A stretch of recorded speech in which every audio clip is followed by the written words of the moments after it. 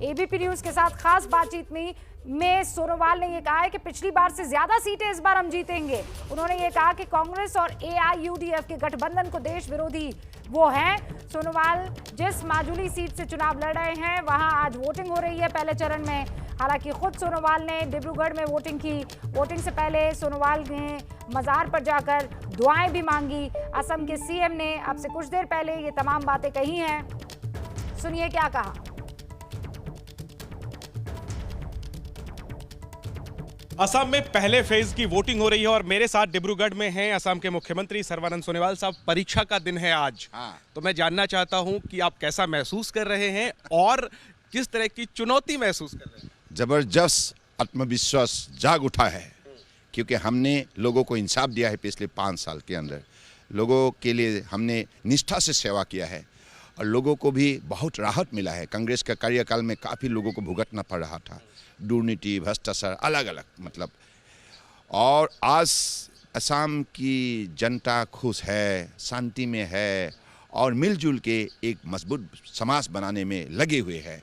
तो ऐसा माहौल हम दे पाए और भगवान के भी आशीर्वाद है, हमारे परम आदरणीय प्रधानमंत्री जी का आशीर्वाद है, मोदी जी का और अमित शाह हमारे माननीय गृह मंत्री जी का और बाकी वरिष्ठ सबका आशीर्वाद है हमारा।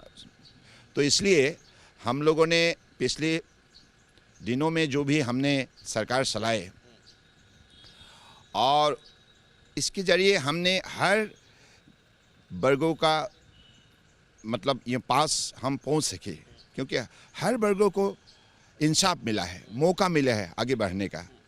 तो इसलिए जनता खुश है। सोनोवाल साहब, 2 सवाल मैं और पूछूंगा।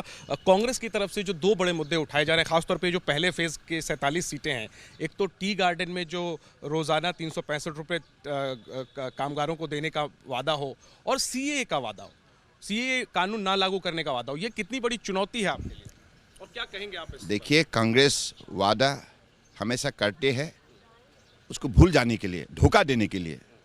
बीजेपी वादा करते हैं उसको निष्ठा से निभाने के लिए। वही अंतर है कांग्रेस और बीजेपी। तो ये जो 365 रुपये प्रतिदिन का कार्ड चला है कांग्रेस ने, अरे उन्होंने 7 साल तक राज किया। 7 साल में क्या किया मजदूर भाइयों के लिए? अगर उनका दिल में कोई डर है, जगह है, तो 7 साल, 1 साल 2 साल नहीं, 7 साल हमने पाए। आप 5 साल के अंदर हमने 80 रुपया बढ़ाया। समझा पाए आप ये बात लोगों को? हाँ, पक्का समझ गए। और आखिरी में सीए कितनी बड़ी चुनौती है आपके लिए? आप मानते हैं कि आपके कामकाज पे कहीं केंद्र सरकार ने जो ये सीए थोपा है ये कहीं भारी न पड़ जाए? नहीं, सीए अभी कोई इशू नहीं है। अभी जनता ने मान लिया है, क्योंकि इस कानून की वजह से असम का जनता का कोई नुकसान नहीं होगा। जनता ने सीए को मान लिया? मान लिया। पिछले 2 चुनाव में यही मुद्दे थे, पंचायत चुनाव और लोकसभा। कांग्रेस ने इस मुद्दा को लेकर जनता का पास गया था, लेकिन जनता में हमें बहुमत दिया। आखिरी में कांग्रेस और एआईयूडीएफ का जो अलायंस है उसको कागज पे बड़ा है, उसको माना जा रहा है कि ये एक मजबूत अलायंस बन करके उभरा है, तो क्या इसको भी आप चुनौती नहीं मानते? ये दोनों देश का दुश्मन है। कैसे? बांग्लादेश से अगर कोई विदेशी घुसपैठिया असम में लाया उनके कार्यकाल में, वहाँ प्रतिष्ठा दिया, ये जनता को मालूम है। कांग्रेस और एआईयूडीएफ दोनों का मकसद है विदेशी घुसपैठियों को असम में सुरक्षा देना। इसलिए असम का जनता किसी भी हालत में उसको मानेगा नहीं, स्वीकार करेगा नहीं, इसके खिलाफ है। और आप इस चुनाव में देखते रहिए। न पाबंदी हो न कोई हद हो तो बस खुद बनाई सरहद हो। ये मुहिम है परतों में छिपे हर सच की तलाश की, सियासत पर रखी पैनी नजर और आंख की, खबरों की दुनिया में एक जिम्मेदार आवाज की, जुर्म और जुल्म के खिलाफ हर बेबस के लिए इंसाफ की।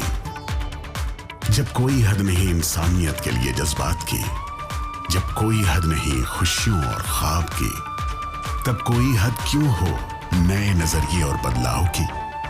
तोड़ के हदों के ताले, नए सपनों को पाले, बांधे सबको एक धागे, आपको रखे आगे एबीपी न्यूज।